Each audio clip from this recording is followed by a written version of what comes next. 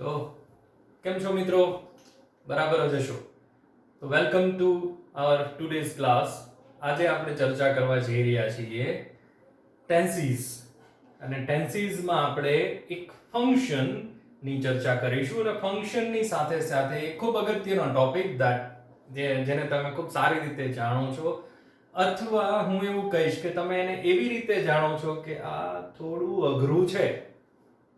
કદાચ એવી રીતે તમે જાણતા હશો કે આ થોડો અઘરો ટોપિક છે, અથવા આને બરાબર સમજી શકાતો નથી, અત્યાર સુધી મને આમાં માર્ક્સ આવ્યા નથી. તો એવો એક ટોપિક જે છે એની આપણે ચર્ચા કરવાના છીએ, અને એ ટેન્સીસનો જ એક ભાગ છે. ટેન્સીસનો, યસ. હવે એને સમજવાનો પ્રયત્ન કરીએ, પણ એ પહેલા તમને હું થોડું યાદ દેવરાવી દઉં કે અત્યાર સુધીમાં આપણે we have learned two tenses, that is simple present and present continuous. આ બે ટેન્સની આપણે ચર્ચા કરી. એ બંને ટેન્સના આપણે ઉપયોગો સમજ્યા, એની વાક્ય રચના સમજી, પછી એના ઉદાહરણ જોયા, અને પછી આપણે આગળ વધ્યા અને ચર્ચા કરી કે નેગેટિવ સેન્ટેન્સીસ આના કઈ રીતે બને છે, અને ઇન્ટરોગેટિવ એટલે કે પ્રશ્નાર્થ વાક્યો કઈ રીતે બને છે. તો thoroughly we have discussed two tenses here કે જે કન્ફ્યુઝિંગ છે, સિમ્પલ પ્રેઝન્ટ ટેન્સ અને પ્રેઝન્ટ કન્ટિન્યુઅસ ટેન્સ. કઈ રીતે કન્ફ્યુઝિંગ છે અને એને કઈ રીતે અલગ પડે છે એની આપણે સમજ અત્યાર સુધીમાં મેળવી. હવે એની પછીનું જે આપણે કાર્ય છે એ કરવા જઈ રહ્યા છીએ. એક તો એનું એક ફંક્શન આપણે આ બંને ટેન્સનું આવે છે, ધેટ ઇઝ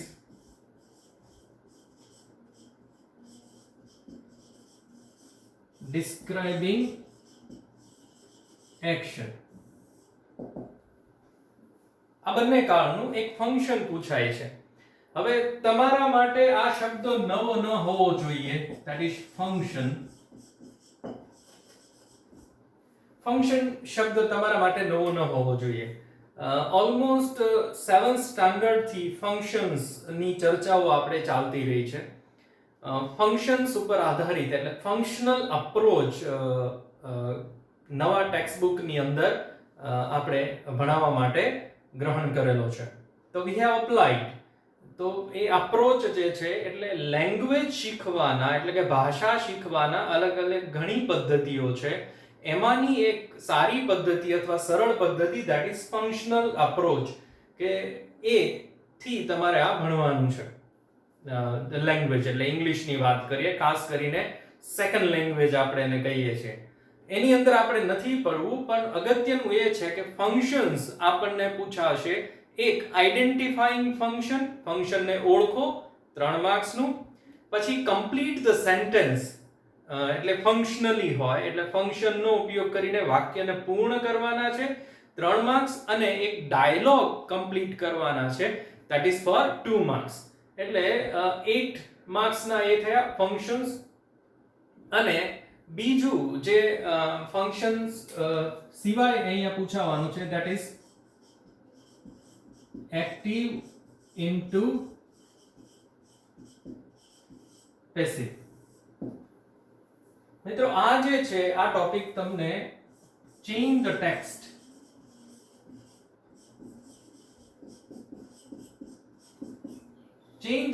માં પૂછાવાનો છે, that is four 3 marks.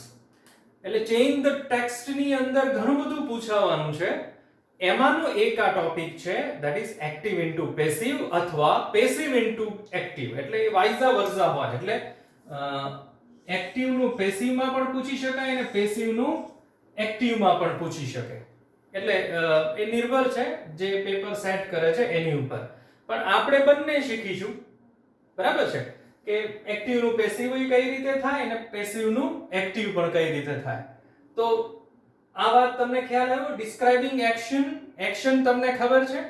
Describe એટલે વર્ણન કરવું, એક્શન એટલે ક્રિયા, ક્રિયાનું વર્ણન કરવાનું છે ફંક્શન. ફંક્શનનું ગુજરાતી કરીએ તેવું થાય કાર્ય. ફંક્શન એટલે કાર્ય, બરાબર છે. એટલે કાર્ય અલગ અલગ રીતે થાય છે.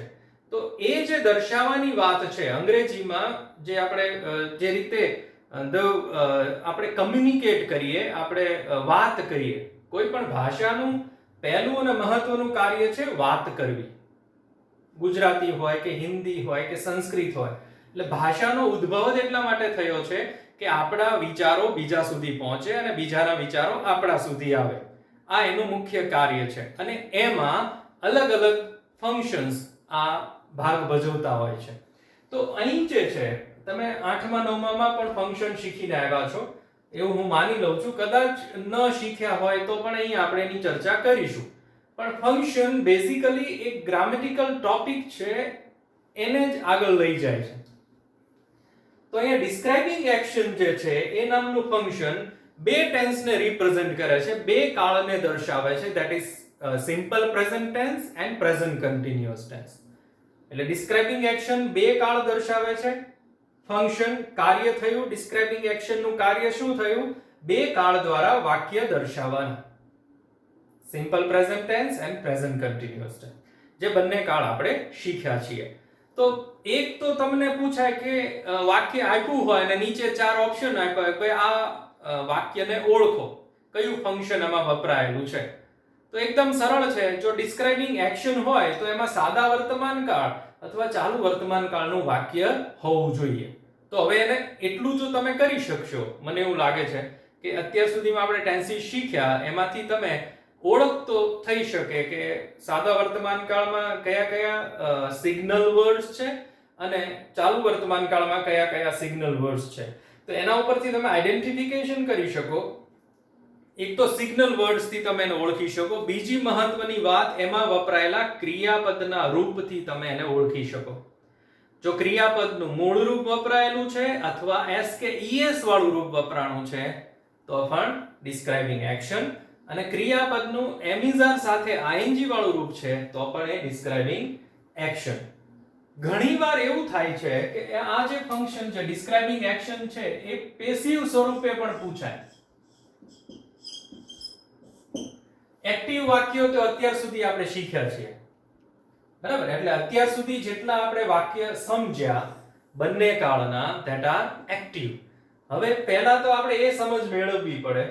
એટલે ડિસ્ક્રાઇબિંગ એક્શનમાં તમને ખ્યાલ આવ્યો હશે કે આમાં આપણે શું કરવાનું છે. બે કાળ આમાં દર્શાવાશે, એક્ટિવ પણ હોઈ શકે અને પેસિવ પણ હોઈ શકે. આ એક વાત થઈ, એક ફંક્શનની વાત થઈ. હવે આપણે વાત કરીએ કે જે ટોપિક આપણે જે આજે ચલાવવાનો છે એની વાત કરીએ, એક્ટિવ ઇન્ટુ પેસિવ. તો હવે એક્ટિવ શું છે અને પેસિવ શું છે, પહેલા એની આપણે સમજ મેળવી લઈએ. ઘણા શું છે એટલે એનું ગુજરાતી કરી લે, કર્તરી અને કર્મણી. તો હવે કર્તરી શું છે અને કર્મણી શું છે આ આપણે સમજવું જોઈએ. તો એની આપણે સમજ મેળવી લઈએ. તો એને આપણે પહેલા કેટેગરાઇઝ પાડી દઈએ. બરાબર લાઈન નથી. Yes, that looks good. Okay, ચાલો તો પહેલા સમજીએ what is active sentence. Active sentence કોને કહેવાય?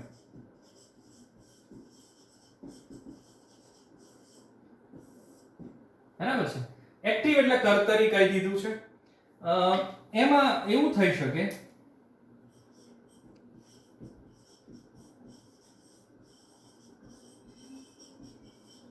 કર્તા મુખ્ય સ્થાને હોય.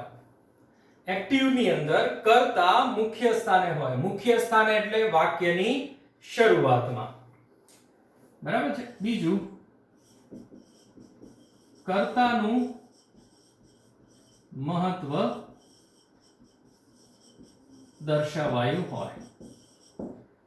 કોનું મહત્વ દર્શાવવાનું છે? કર્તાનું. એટલે એક એક્ઝામ્પલ લઈએ એટલે વધારે ખ્યાલ આવશે આ બંનેની વાતો.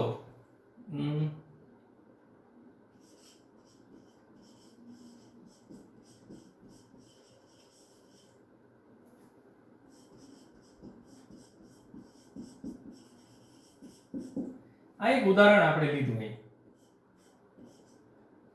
સમજો, વિરાટ પ્લેઝ ક્રિકેટ વેલ. તો આમાં આ જે છે એક્ટિવ છે, પહેલેથી જ હું કહી દઉં છું. હવે શા માટે એક્ટિવ છે એને બરાબર સમજો. કર્તા એટલે કે સબ્જેક્ટ મુખ્ય સ્થાને છે. કરતા મુખ્ય સ્થાને છે. કર્તાનું મહત્વ દર્શાવાયું હોય, ભાઈ વિરાટ ક્રિકેટ સારું રમે છે એવું આપણે કહેવા માંગીએ છીએ. બરાબર છે, વિરાટ ક્રિકેટ સારું રમે છે એવું આપણે દર્શાવે છે. કર્તા મુખ્ય સ્થાને હોય છે અને કર્તાનું મહત્વ દર્શાવાયું હોય છે. તો આ એક્ટિવ વાક્ય રચના થઈ. બરાબર છે, આમાં બધું જ છે. પ્લેઝ એટલે આ this is verb, okay, and cricket શું છે? ઓબ્જેક્ટ. હવે એક વાત આપણે જૂની યાદ કરી લઈએ. આપણે વર્બના પ્રકારો સમજ્યા હતા, એમાં ટ્રાન્ઝિટિવ અને ઇનટ્રાન્ઝિટિવ વર્બ હતા. તો હવે જ્યારે એક્ટિવ ઇન્ટુ પેસિવ આપણે સમજી રહ્યા છીએ, તો અહીં આપણે ખાલી ટ્રાન્ઝિટિવ વર્બની જ વાત કરીશું, એટલે કે સકર્મક ક્રિયાપદો. હવે સકર્મક તમને ખબર છે કે જે ક્રિયાપદને કર્મ હોય એને કહેવાય સકર્મક, એટલે કે ટ્રાન્ઝિટિવ વર્બ. ખ્યાલ આવ્યો? એટલે ટ્રાન્ઝિટિવ વર્બની જ વાત કરીશું. આમ તો એક્ટિવ વાક્યમાં ઇનટ્રાન્ઝિટિવ આવી શકે, પણ અહીં આપણે એને પેસિવ બનાવવાના છે, એટલે આપણે માત્ર ટ્રાન્ઝિટિવ ની જ વાત કરીશું. એટલે એ જે જૂનું આપણું જ્ઞાન જે છે, જે મેં પહેલા આપેલું છે, એને પાછું યાદ રાખજો કે શું અહીંયા કહેવા માંગીએ છીએ કે ટ્રાન્ઝિટિવ વર્બ હોય તો જ એને આપણે પેસિવમાં ફેરવી શકીએ, એ સિવાય એ પેસિવમાં ફરી શકે નહીં. તો એની સામે અહીં આપણે ચર્ચા કરીએ પેસિવ સેન્ટેન્સ.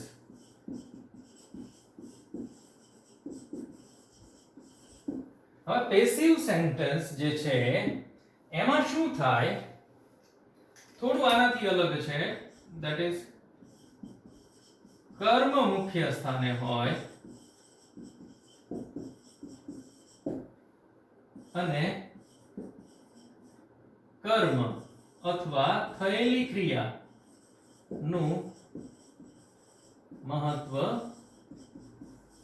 દર્શાવાયું હોય. બરાબર, કર્મ મુખ્ય સ્થાને હોય. આમાં કર્તા મુખ્ય સ્થાને છે, આમાં કર્મ મુખ્ય સ્થાને છે, અને કર્મ અથવા ક્રિયાનું મહત્વ દર્શાવાયું હોય છે.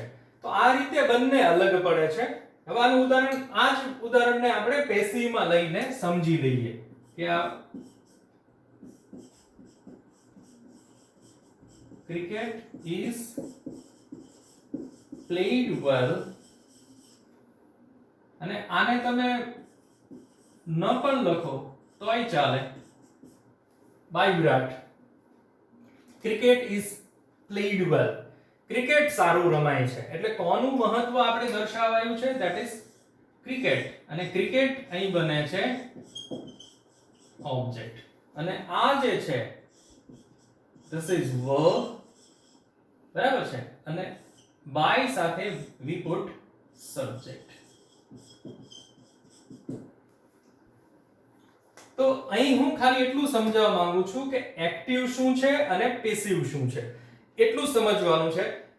હવે આ કઈ રીતે ટ્રાન્સફર થયા એની ચર્ચા હવે આપણે કરીશું, પણ અહીં ખાલી એટલું સમજવાનું છે કે એક્ટિવ વાક્ય રચના કઈ છે અને પેસિવ વાક્ય રચના છે કઈ છે.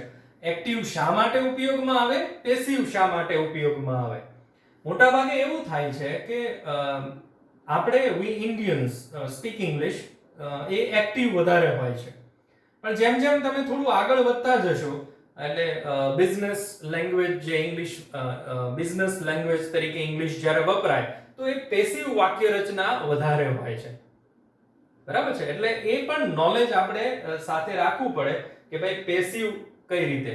અને બીજી મહત્વની વાત, ઘણીવાર આપણે લેખન કાર્ય જ્યારે કરતા હોય, એસે હોય કે રિપોર્ટ હોય, તો એની અંદર જે પેસિવ છે એ વધારે ઉપયોગમાં આવતી હોય છે. તો આ રીતે આ તો એક્ઝામમાં તો ઉપયોગમાં આવવાનું છે, પણ જેમ જેમ તમે આગળ વધતા જશો, યુ ગો ટુ 11 12, પછી કોલેજીસમાં જશો, અને કોલેજની અંદરથી પછી ફર્ધર સ્ટડીમાં જશો આગળ વધવા માટે, તો આ ત્યારે આ ખૂબ તમને આ પેસિવ વાક્ય રચના છે એ ઉપયોગમાં આવવાની છે.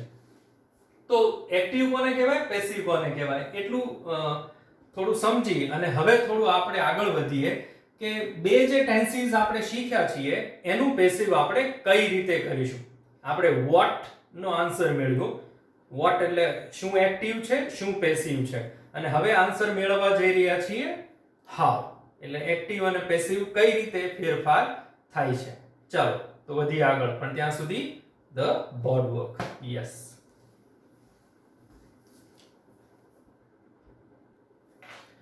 તો આગળ વધીએ અને સમજીએ કે એક્ટિવ નું પેસિવ કઈ રીતે કરી શકાય છે.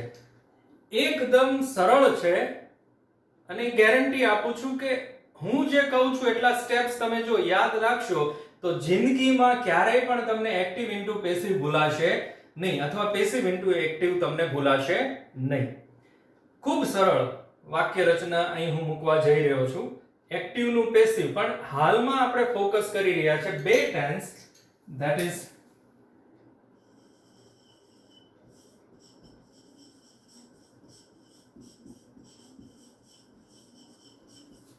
simple present, another is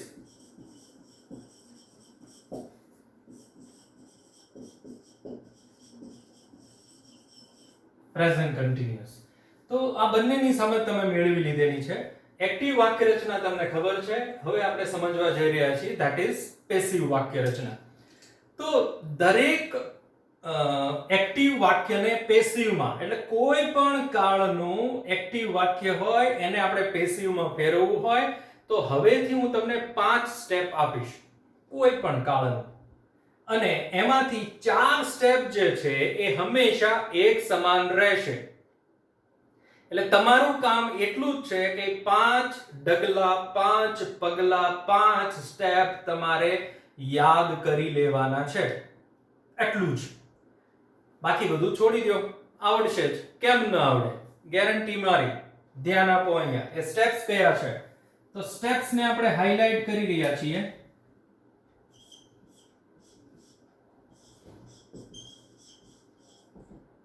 steps છે, શેના સ્ટેપ્સ છે? એક્ટિવ ઇન્ટુ પેસિવ ના. તો નંબર 1, જ્યારે આપણે પહેલું સ્ટેપ લઈએ છીએ ધેટ ઇઝ, તેને તમે ઓળખો છો, કર્મ. કર્મને કર્તાના સ્થાને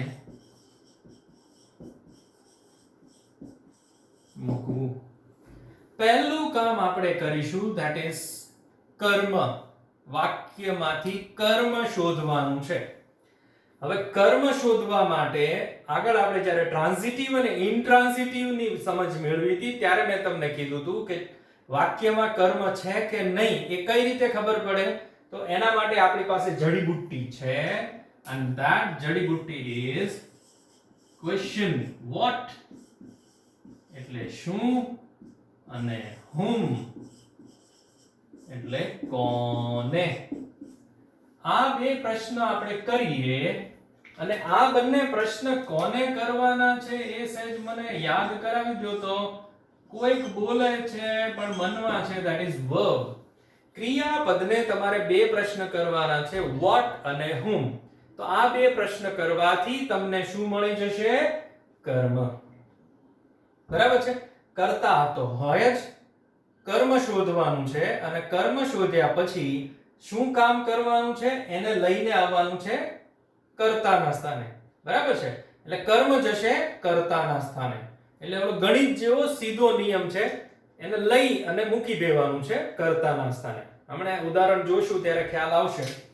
નંબર 2, જો મિત્રો યાદ રાખજો, 5 સ્ટેપ જે છે આપણે શીખવા જઈ રહ્યા છીએ એમાંથી એક જ સ્ટેપ અલગ પડશે, બાકી 4 સ્ટેપ દરેક વખતે દરેક કાળમાં સરખા, બધા કાળમાં સરખા. વાત બરાબર ધ્યાનમાં રાખજો, એટલે બરાબર સમજજો હું જે સમજાવી રહ્યો છું તે. કર્મને કર્તાના સ્થાને મૂક્યું આપણે, પહેલું કામ એ કર્યું, અને એના માટે આપણે શું કર્યું? વર્બ ને બે પ્રશ્ન કર્યા, what અને whom. what થી આપણને વસ્તુ મળશે, પ્રાણી મળશે, પક્ષી મળશે, બરાબર છે? આવું બધું મળશે. જ્યારે whom થી આપણને માત્ર ને માત્ર મળશે વ્યક્તિ. એટલે કર્મ તરીકે વ્યક્તિ હોય ત્યારે આપણે whom થી પ્રશ્ન કરીએ. અને ઘણીવાર એવું પણ બને કે બંને કર્મ હોય, what થી પણ મળે અને whom થી પણ મળે, તો એ અલગ છે. દ્વિકર્મક વાક્ય રચના એને પણ આપણે સમજીશું. એટલે એ પ્રશ્ન પછીનો છે, પણ પહેલું સ્ટેપ કર્મને કર્તાના સ્થાને મૂકવું. નંબર 2,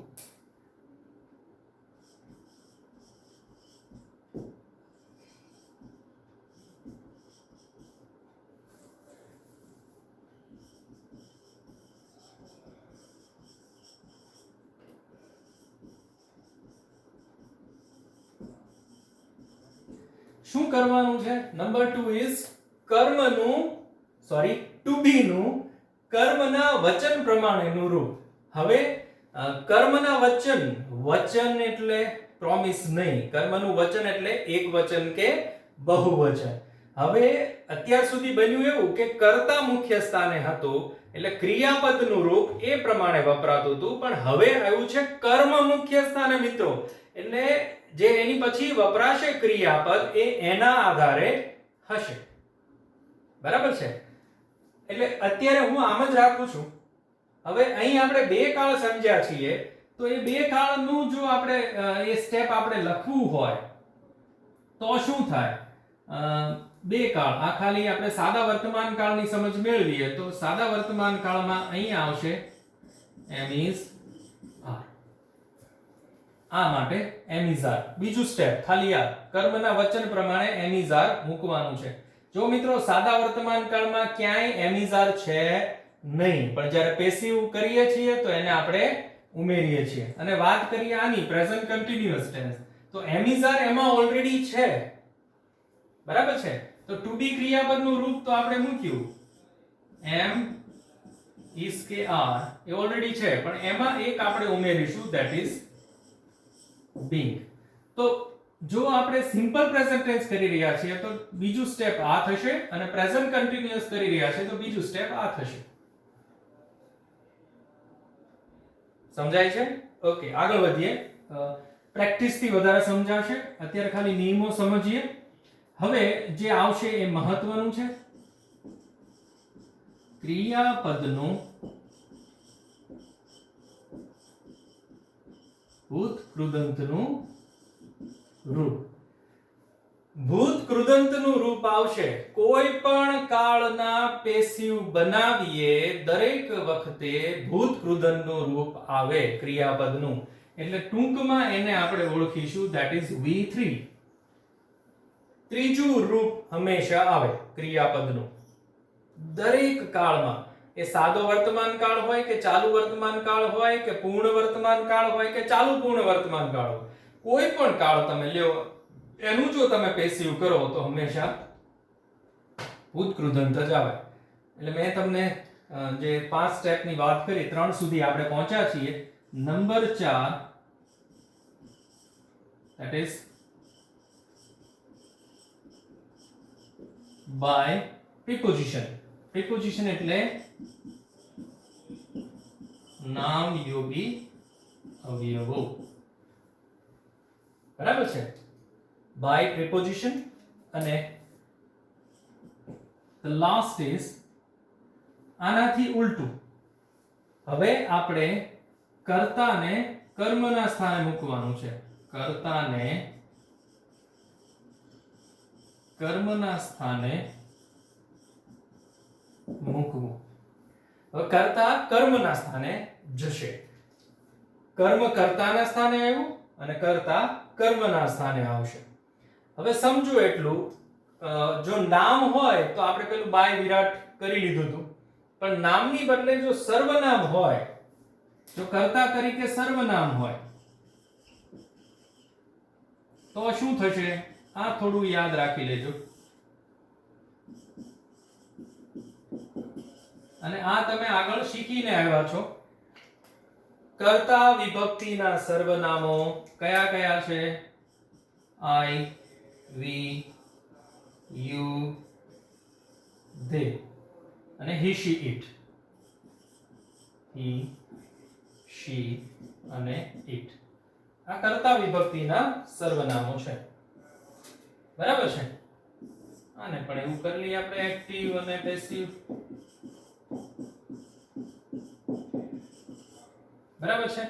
તો હવે શું થશે? જ્યારે એક્ટિવમાં આઈ હોય કર્તાના સ્થાને, તો જ્યારે પેસિવ કરીએ છીએ તો કર્મ વિભક્તિનું સર્વનામ એટલે શું આવશે? ની. આનું અસ યાદ છે ને? કર્મ વિભક્તિના ઓબ્જેક્ટ પ્રોનાઉન્સ, બરાબર? યુ નું યુ જ રહેશે, તેનું થશે them, he નું થશે him, she નું થશે her અને it નું થશે it. અને આ બધા પહેલા આપણે એક શબ્દ આવશે that is by. એટલે જ્યારે સર્વનામ હોય તો આ યાદ રાખવાનું થશે. ખ્યાલ આવે છે? તો મેં તમને કીધું હતું કે 5 સ્ટેપ જ આપણે યાદ રાખવાના છે એક્ટિવ ઇન્ટુ પેસિવ કરવા માટે, અને એક જ સ્ટેપ દરેક વખતે બદલાશે એવું મેં તમને કીધું હતું. એટલે ઈ સ્ટેપ છે નંબર 2. એ નંબર 2 સ્ટેપ છે એ દરેક કાળમાં થોડું થોડું બદલાશે. બાકી રિમેનિંગ 4 1 3 4 5 અને આ રૂલ્સ આ બધા કાળમાં એક સમાન. જે ફેરફાર આવ્યો એ સમજી લેજો, એ અહીં આવ્યો છે. આ સમજજો, સાદા વર્તમાન કાળની અંદર એમિઝાર આવશે. હવે એ કોના પ્રમાણે? કર્મના વચન પ્રમાણે. અને આ જે છે ધેટ ઇઝ એ કોના પ્રમાણે મૂકવાનું છે? હા, એટલે એમાં એક ઉમેરાનું ધેટ ઇઝ being. પણ બધાની અંદર કોમન થિંગ શું રહ્યું? V3. તો આ 5 સ્ટેપ તમારે યાદ રાખવાના છે. યાદ રહી જશે ને મિત્રો? અઘરા નથી. દરેક કાળના પેસિવના એક સરખા સ્ટેપ, ખાલી નંબર 2 સ્ટેપ જે છે એ દરેક વખતે બદલાશે. ઓકે? તો હવે પછીનું કામ તમારું. શું કામ કરવાનું છે? Yes, write down.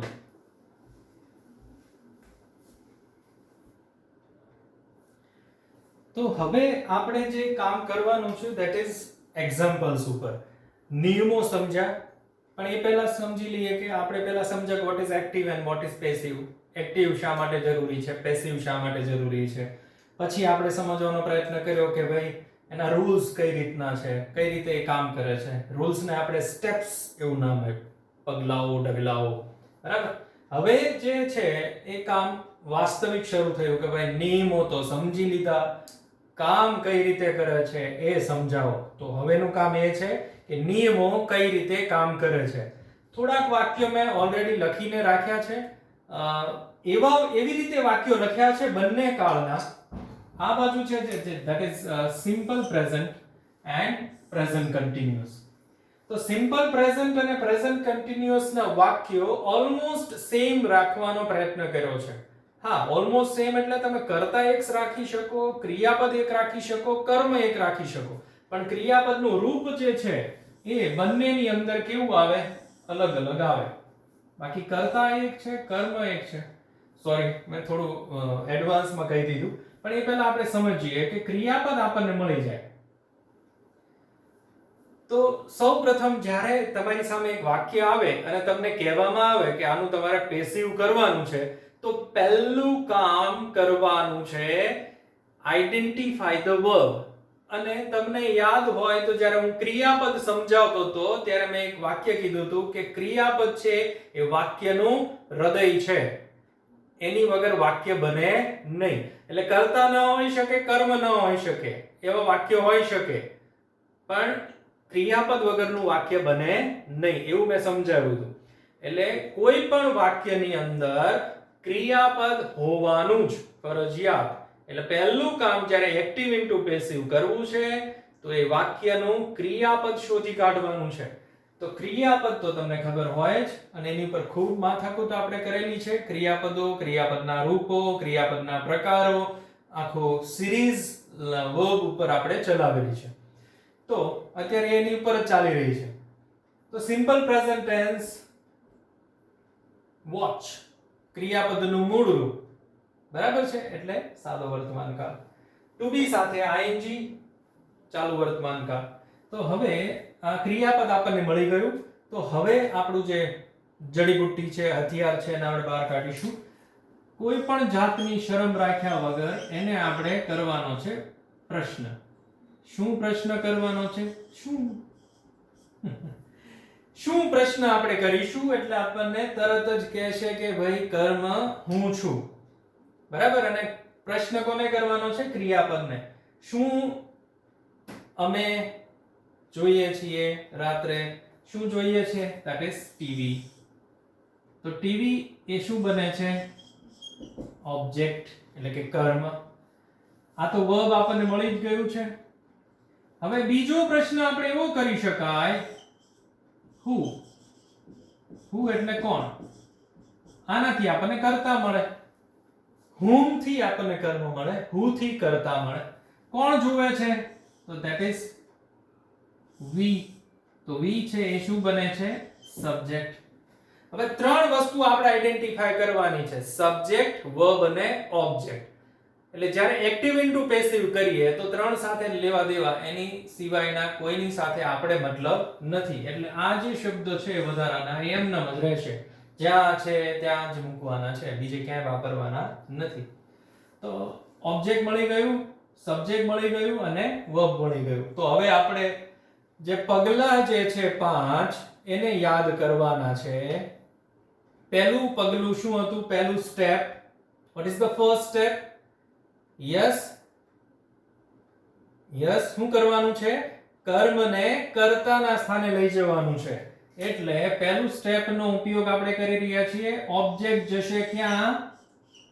સબ્જેક્ટ ની જગ્યાએ. એટલે કર્મ જશે કર્તાના સ્થાને. એટલે કર્મને કર્તાના સ્થાને મૂકવાનું. એટલે ખૂબ સિમ્પલ વાત કરવાની છે. એને અહીંથી લઈ અને અહીં મૂકવાનું છે. એટલે કદાચ એવું બને કે આ કેપિટલ ન હોય તો કેપિટલ કરવો પડે. આ ખાસ ધ્યાન રાખજો. તો પહેલું સ્ટેપ આપણે કમ્પ્લીટ કર્યું. Now the second one. તો second one simple present tense નું હતું am, is કે are. અને કોના ઉપર આધારિત છે? કર્મના આધારિત. કર્મના આધારિત am, is, are મૂકવાનું છે. તો હવે ટીવી છે એ એકવચન છે એટલે આપણે મૂકીશું is. શા માટે is આવ્યું? ટીવી એકવચન છે. દાખલા તરીકે TVs કરી નાખીએ તો અહીંયા મૂકીશું are. ઓકે. તો હવે બીજું સ્ટેપ અહીં આપણે કમ્પ્લીટ કર્યું છે. નાઉ ધ થર્ડ વન. ત્રીજું સ્ટેપ શું છે? V3. યસ, ક્રિયાપદનું ભૂતકૃદંત. તો અહીંયા વોચ મૂળ રૂપ છે, પણ જેવું એ પેસિવ માં જશે એટલે એ થઈ જશે V3. આ રેગ્યુલર વર્બ છે એટલે ed લગાડવાથી એનું ભૂતકૃદંતનું રૂપ બન્યું છે. હવે તમને ખબર છે ક્રિયાપદના અલગ અલગ સ્વરૂપો છે, ફોર્મ્સ છે, એ અલગ અલગ રીતે ભૂતકાળ અને ભૂતકૃદંતમાં બને છે. એનું આપણે આખો અલગ જ લેક્ચર લીધેલો છે. જે મિત્રોને ખ્યાલ ન હોય તો એને જઈ અને જોઈ લે એ લેક્ચર. તો વોચ શા માટે આવ્યું? યસ, આપણું ત્રીજું સ્ટેપ છે. This is our first step, this is second, this is third. Okay, now the fourth step. પાંચમું સ્ટેપ શું છે? સોરી, ફોર્થ એટલે ચોથું સ્ટેપ છે by. by આપણે પ્રિપોઝિશન મૂક્યું.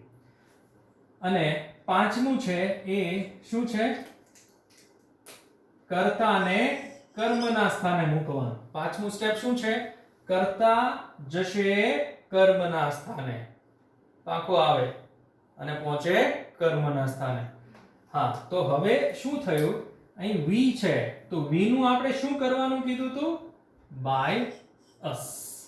by આવી ગયું, us આવી ગયું અને આ વધ્યા અન્ય શબ્દો, that is at night. એમાં કંઈ આપણે ફેરફાર કરતા નથી.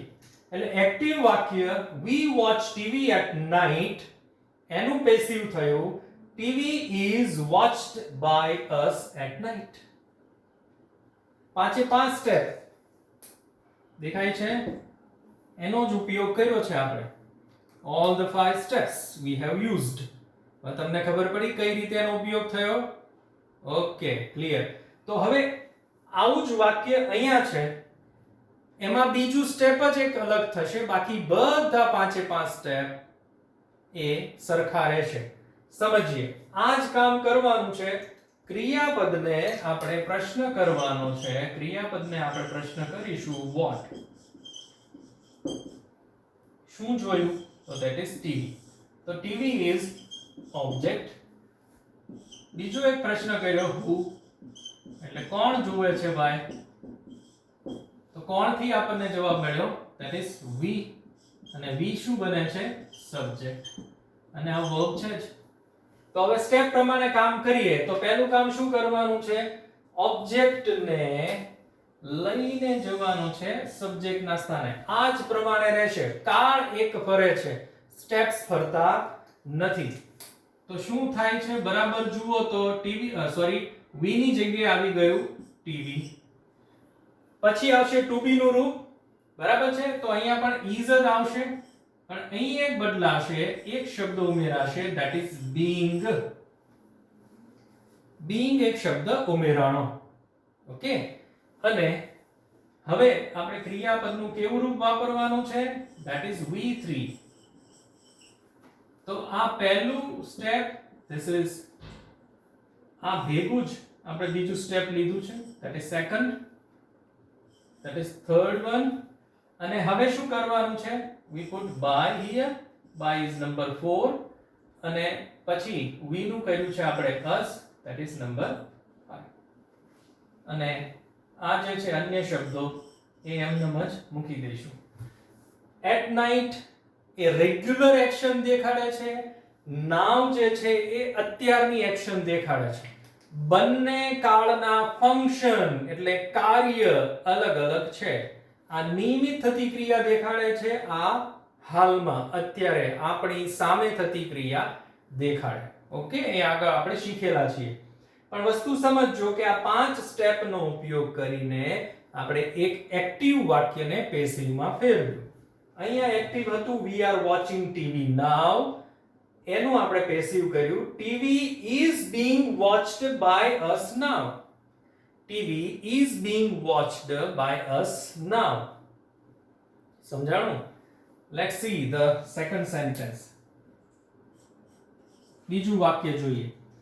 હવે અહીં શું થાય છે, પહેલું કામ શું કરવાનું, યસ ક્રિયાપદ. ક્રિયાપદને પ્રશ્ન કરો. રાઇટ એટલે લખવું. શું લખે છે, તો જવાબ મળશે એન ઈમેલ. તો આ બને છે that is ઓબ્જેક્ટ. કોણ લખે છે, તો ધ્રુવ. તો એ આપણને મળે છે સબ્જેક્ટ, અને આ આપણને વર્બ મળ્યું છે. તો પહેલું સ્ટેપ આપણને યાદ છે, શું કરવાનું છે, ઓબ્જેક્ટ ને લઈ જવાનું છે સબ્જેક્ટ ના સ્થાને. હવે કઈ રીતે મળ્યું, વોટ થી આપણે પ્રશ્ન કર્યો અને આ બધા જવાબો આપણને મળે છે. હવે અહીંયા જુઓ, એક નાનકડો ફેરફાર થશે. એન ઈમેલ અહીં કેપિટલ નથી, પણ એ વાક્યની શરૂઆતમાં આવે છે એટલે એ કેપિટલ થશે. આ યાદ થોડું રાખજો. એન ઈમેલ પહેલું સ્ટેપ પતાવ્યું આપણે. Now the second one. આના પ્રમાણે ટુ બી નું યોગ્ય રૂપ એટલે અહીં આવશે is again. પણ ધારો કે એવું થાય છે કે અહીંયા ઈમેલ્સ થઈ જાય છે, કર્મ બહુવચન ઈમેલ્સ, એન કાઢી નાખો, ઈમેલ્સ. તો ઈમેલ્સ બહુવચન થઈ ગયું, તો અહીંયા આપણે શું મૂકીશું, આર. Yes, are. અહીં is આવી ગયું. પહેલું સ્ટેપ પતાવ્યું આપણે. Now the second one. હવે ત્રીજું સ્ટેપ શું છે, ક્રિયાપદનું V3 ભૂતકૃદન પાસ્ટ પાર્ટિસિપલ ફોર્મ. તો એ છે written. હવે અહીંયા જો ed લગાડવાથી થયું, પણ અહીંયા ed લગાડવાથી થશે નહીં. એની સમજ પણ આપણે લીધેલી છે. irregular verb forms. યસ, તો આ irregular છે, આ રેગ્યુલર છે. તો આ નંબર 3 that is V3. પછી નંબર 4 લેશું, that is ધ્રુવ. એટલે આપણે બાય સાથે બીજું કાઈ નથી મૂકવાનું, એ નામ એમનેમ જ આવી જશે. અહીંયા કર્તા વિભક્તિનું સર્વનામ છે એટલે અહીં કર્મ વિભક્તિનું સર્વનામ થાય, પણ નામમાં એવું કંઈ થતું નથી. નામ એમનેમ જ વપરાશે. આમાં બીજા કોઈ શબ્દો નથી એટલે એની આપણે ચર્ચા નથી કરતા અથવા એનો ઉપયોગ નથી. જોયું, 5 સ્ટેપ્સ કમ્પ્લીટ થયા. પ્રેઝન્ટ કન્ટિન્યુઅસ માં એ જ પદ્ધતિ. શું કરવાનું છે, રાઇટિંગ. શું રાઇટ કરે છે, એન ઈમેલ, તો ઓબ્જેક્ટ. કોણ રાઇટ કરે છે, ધ્રુવ, તો subject, and this is verb. તો પહેલું સ્ટેપ છે એ ઓબ્જેક્ટ ને સબ્જેક્ટ ના સ્થાને આપણે લઈ જઈએ છીએ. તો જુઓ તો શું થાય છે, એન ઈમેલ કેપિટલ રાખીશું, એન ઈમેલ. પછી ટુ બી નું રૂપ is, એક શબ્દ આપણે ઉમેરીએ છીએ that is being. બરાબર છે. તો આ પહેલું સ્ટેપ થયું, ધીસ ઇઝ સેકન્ડ વન, આ બીજું સ્ટેપ થયું. નાઉ ધ થર્ડ વન, ત્રીજું શું થશે? Yes, return. ખાસ ધ્યાન રાખજો, અહીં પણ રિટર્ન, અહીં પણ રિટર્ન. કાળ બદલાય છે પણ સ્ટેપ્સ બદલાતા નથી. યસ. પછી આપણે લખ્યું by, this is third step, by is fourth અને fifth is Dhruv. This is fifth step. 5 steps. તો કુલ 4 ઉદાહરણ આપણે લખ્યા છે. તમને થોડો ખ્યાલ આવી ગયો હશે કે આની અંદર આપણે શું કરવાનું છે. Now look at the third one. ત્રીજું વાક્ય જોઈએ. ક્લીન્સ. શું ક્લીન કરે છે? The room. કોણ ક્લીન કરે છે? શી. તો object and that is subject verb. હવે ઘણા બધાને એવું થાય કે ભાઈ આ તમે કરતા પહેલા ક્રિયાપદ પછી કર્મ આ એટલે તમે સીધું મૂકી જ દો ને. ના, પણ આ માનવું ભૂલ ભરેલું છે. આવું કોઈ દિવસ નહીં કરવાનું. કોઈ પણ જાતની શરમ નહીં રાખવાની અને ક્રિયાપદને પૂછી લેવાનું ભાઈ શું તારું કર્મ શું છે કહી દે. ક્રિયાપદને પૂછી લેવાનું. બરાબર છે. ઘણીવાર એવું થાય કે ભાઈ આ પૂછવાની શરમમાં લીધે બીજા કોઈ શબ્દને આપણે કર્મ લઈ અને મૂકી દીધો. અત્યારે તો બધા સિમ્પલ સેન્ટેન્સીસ હું લઈ રહ્યો છું પ્રેક્ટિસ માટે, પણ જેમ જેમ આપણે આગળ વધીશું એમ થોડા હાર્ડ અથવા હાર્ડર સેન્ટેન્સીસ હું મૂકીશ જેથી તમને વધારે ખ્યાલ આવે. પણ અલ્ટિમેટલી છેલ્લે નિયમો તો બધા એક સરખા જ છે. વાક્યથી ગભરાવાનું નથી.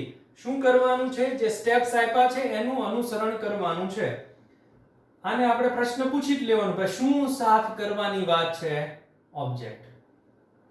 કોણ સાફ કરશે? તો શી. તો આપણને મળી ગયું.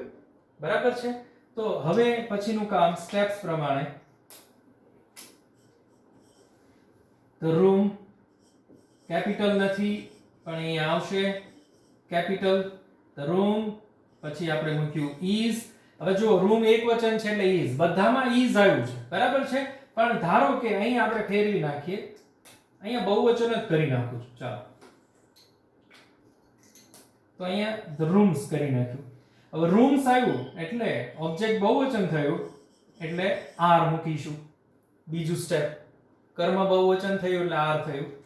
હવે આર આવી ગયું. V3 આ રેગ્યુલર વર્બ છે એટલે આપણે ed લગાડવાથી કામ પૂરું થઈ જશે. Cleaned. The rooms are cleaned. પછી બાય, ચોથું સ્ટેપ. અને પાંચમું સ્ટેપ છે શી એટલે કર્તાને ક્યાં લઈ જવાનું છે? કર્મના સ્થાને. એટલે આપણે જે કર્મ વિભક્તિના રૂપ છે એ પ્રમાણે અહીંયા રૂપ આવશે બાય, હર અને અહીંયા ડેઈલી એ વધારાનો શબ્દ. હર શા માટે આવ્યું? કારણ કે શી કર્તા વિભક્તિનું છે. અહીં હવે સ્થાન બદલાઈ ગયું એટલે કર્મ વિભક્તિ પ્રમાણે થશે. Okay, now let's see this sentence. Present continuous tense. શું કરવાનું છે? એ જ પદ્ધતિ. ક્રિયાપદને આઈડેન્ટિફાય કરો. ક્રિયાપદ મળી ગયું. શું ક્લીન કર્યું? what થી આપણને મળશે the room, that is object. પછી આપણે એક પ્રશ્ન કર્યો who, તો આપણને મળે છે subject. તો આ ત્રણેય મળી જાય એટલે હવે આપણે સ્ટેપ્સ ને અનુસરવાના છે. તો અહીં પણ આપણે બહુવચન જ કરી દઈએ. રૂમ્સ. સોરી, બ્લેક પેન આવી ગઈ છે.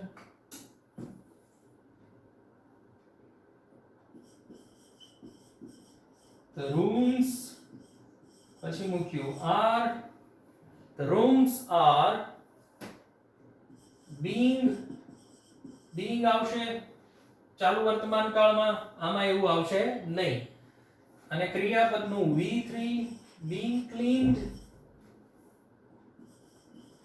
by her at present. આમાં અને આમાં એક જ ફેરફાર થાય. જો rooms are cleaned by her daily, rooms are being cleaned એક જ શબ્દ ઉમેરાય. બાકી આ તમે being કાઢી નાખો તો આ પ્રમાણેનું પેસિવ થઈ ગયું. સમજાય છે? એટલે નિયમો ઓલમોસ્ટ સેમ છે. તમને બંનેના ત્રણ ઉદાહરણો આપ્યા છે. અત્યારે આજના દિવસે આપણે ખાલી વિધાન વાક્યના પેસિવની વાત કરી રહ્યા છીએ.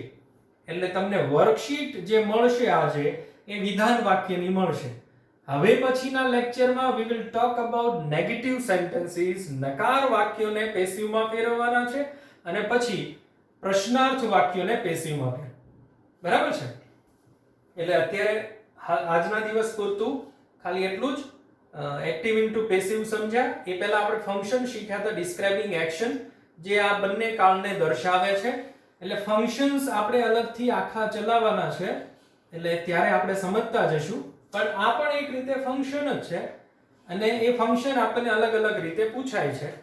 એની વિગતે ચર્ચા આપણે કરીશું. પણ આજના દિવસે જે આપણે એક્ટિવ ઇન્ટુ પેસિવ સમજ્યા છીએ, બરાબર યાદ રાખજો. એક્ટિવ કોને કહેવાય, પેસિવ કોને કહેવાય, એક્ટિવ શા માટે વાપરીએ, પેસિવ શા માટે વાપરીએ, એ ક્લિયર થાય પછી જ આપણે વધવાનું છે આગળ એના સ્ટેપ્સ તરફ.